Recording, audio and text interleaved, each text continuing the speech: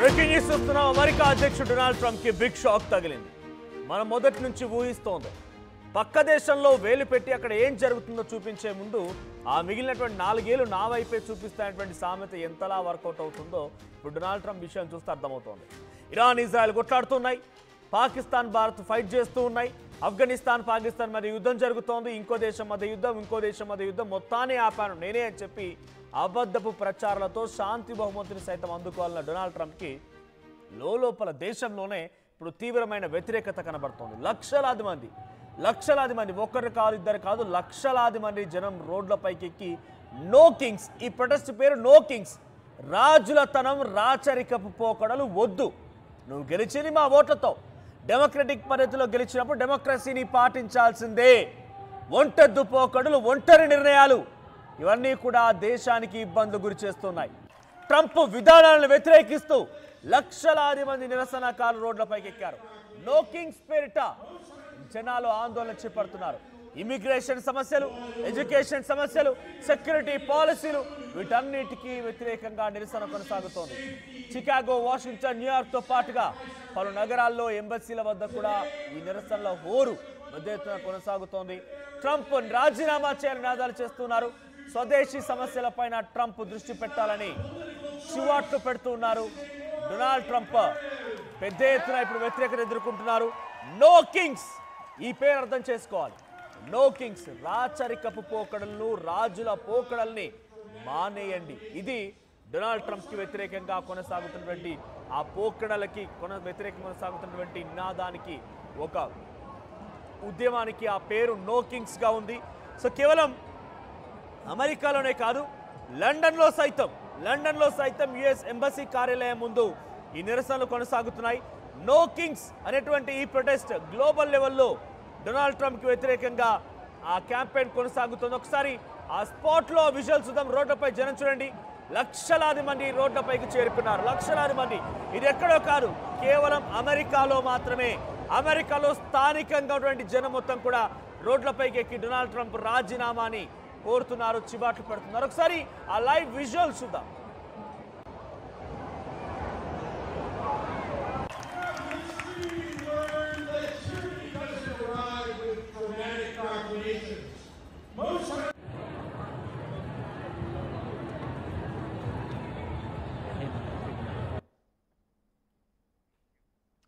ఇక్కడ చూడండి, ఆ కింగ్స్, నో కింగ్స్ అనేది కనబడుతోంది. No Kings S50. సో అది అక్కడ నిరసనకు సంబంధించి విజువల్ అర్థం చేసుకోండి. అక్కడ నో కింగ్స్ అనడానికే ఎంతమంది నిల్చొని ఉన్నారు అంటే రాచరికపు పోకడలు, రాజుల పోకడలు వద్దు, ఆ విధానాన్ని ఎత్తేయండి. మరి నియంతృత్వంగా ఒంటెద్దు పోకడలతో అహంకారపూరితంగా దుర్మార్గుడిలాగా డొనాల్డ్ ట్రంప్ వ్యవహరిస్తున్నారనేది అక్కడ దేశ ప్రజల ద్వారా అర్థమవుతోంది.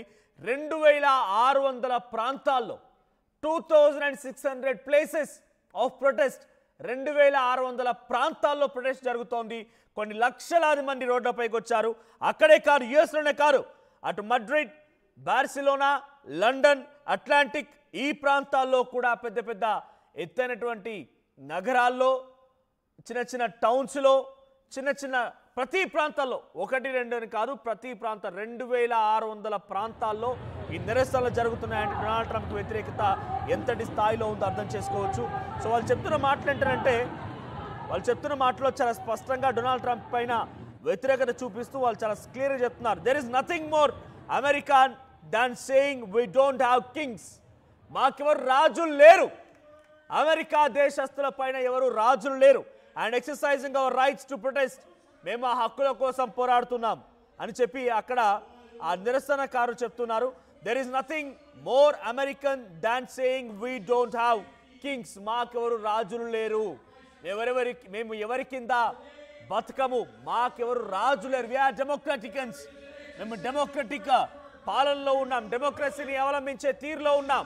మాకు కావాల్సిన దేశ ప్రజల యొక్క సుభిక్షం, సంక్షేమమే, మాకు ఎవరు రాజులు లేరు, రాజుల పరిపాలన లేదు. నో కింగ్స్ అనేటువంటి నినాదంతోనే అమెరికా దేశంలో ఇప్పుడు ఆందోళనలు అట్టుడికిపోతున్నాయి.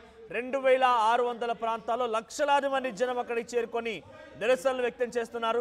ఇది ఒకటే కాదు, డొనాల్డ్ ట్రంప్ తీసుకున్న నిర్ణయాలపైన చాలా పెద్ద ఎత్తున ఆందోళన వ్యక్తమవుతున్నాయి.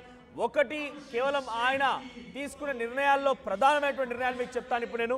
జన్మతా పౌరసత్వం, బర్త్ రైట్ సిటిజన్షిప్ కి వ్యతిరేకంగా ఆయన అక్కడి దేశస్తులైనా ఇతర దేశస్తులైనా ఎవరైనా సరే అక్కడ పిల్లల్ని కనుక కంటే, అక్కడ పిల్లలు జన్మనిస్తే వారికి జన్మతా పౌరసత్వం రావాలి, బర్త్ రైట్ సిటిజన్షిప్. కానీ డొనాల్డ్ ట్రంప్ ఆ నిర్ణయానికి వ్యతిరేకంగా బర్త్ రైట్ సిటిజన్షిప్ని ఎత్తేశారు. కేవలం లోకల్ సిటిజన్స్, అమెరికన్ సిటిజన్స్కి పుట్టిన పిల్లలు మాత్రమే అమెరికన్ సిటిజన్స్గా ట్రీట్ చేయబడతారు.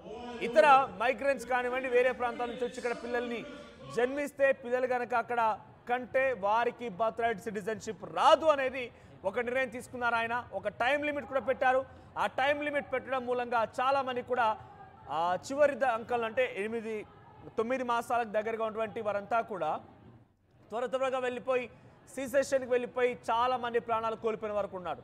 పిల్లలతో సహా మరణించిన వారు ఉన్నారు. సో డొనాల్డ్ ట్రంప్ యొక్క తీరును వ్యతిరేకంగా అప్పుడు ఫెడరల్ కోర్టును ఆశ్రయించారు. సో ఫెడరల్ కోర్టు దాన్ని నిలిపివేసింది. ఆ తర్వాత సుప్రీంకోర్టుకు వెళ్ళారు. సుప్రీంకోర్టు కూడా దాదాపుగా ట్రంప్కు వ్యతిరేకంగా తీర్పు వచ్చింది. ఇదొకటే కాదు, ట్రాన్స్జెండర్ల రక్షణ కోసం, అక్రమ వలసదారుల యొక్క విషయంలో కట్టడి చేయడం కోసం డోజ్ అనే దాన్ని ఏర్పాటు చేసి దానికి ఎలాన్ మస్క్ని చీఫ్గా చేసి డోజ్ ద్వారా కొన్ని వేలాది మంది ప్రభుత్వ ఉద్యోగులు తొలగించడం. ఇలా ఒకటే కాదు, అధికారులని బలవంత పెట్టి అక్కడికి నేషనల్ కమాండెంట్స్ని తరలించి, నేషనల్ సెక్యూరిటీ ఏజెన్సీని అక్కడికి తరలించి ఒక్కొక్కరిపైన దాడులు చేయించి ఇమిగ్రెంట్స్ మొత్తాన్ని కూడా ఆయన అక్కడి నుంచి బలవంతంగా పంపించే ప్రయత్నం. కాలిఫోర్నియాలో, లాస్ ఏంజలస్లో ఎంతటి యుద్ధం జరిగిందో మనం చూసాం. సో దీనిపై స్థానికంగా నిరసనలు వ్యక్తమవుతూ ఉండగా మరోవైపుగా వేరే దేశాల్లో కూడా ఈ ఉద్యమం కొనసాగుతోంది. లండన్, బార్సిలోనా, మాడ్రిడ్ ఈ ప్రాంతాల్లో కూడా ఉద్యమం కొనసాగుతుంది. డొనాల్డ్ ట్రంప్కి వ్యతిరేకంగా అక్కడ యుఎస్ ఎంబసీ కార్యాలయాలకు వ్యతిరేకంగా ఎదుట కూడా నిరసనలు కొనసాగుతున్నాయి. డొనాల్డ్ ట్రంప్ అక్కడ అరిబొడిచాను, ఇక్కడ ఇది పెద్దగా వెలగబెట్టాను, ఇంకేదో చేస్తానని చెప్పేటువంటి మాటలు మాట్లాడుతూ అనవసరంగా అబద్ధ ప్రచారాలు చేస్తూ నోబెల్ పీస్ ప్రైజ్ కోసం ఎక్స్పెక్ట్ చేశారు. కానీ తన లోపల ఏం జరుగుతోంది, తన దేశంలో ఎటువంటి విభిన్న పరిస్థితులు ఉన్నాయి, తన దేశం ఎంతటి ఆందోళనకరమైన పరిస్థితులు ఉన్నాయి, తన దేశంలో ఎటువంటి విచ్ఛిన్నమైనటువంటి పరిస్థితులను మాత్రం గమనించలేకపోయారు. అంతర్గతంగా జరిగినటువంటి యుద్ధాన్ని ఆపలేని వ్యక్తి ప్రపంచ దేశాల యుద్ధాన్ని మొత్తాన్ని నేనే ఆపుతున్నానని చెప్పి వీగడము ఆయన మాటల్ని మనం చూసాం.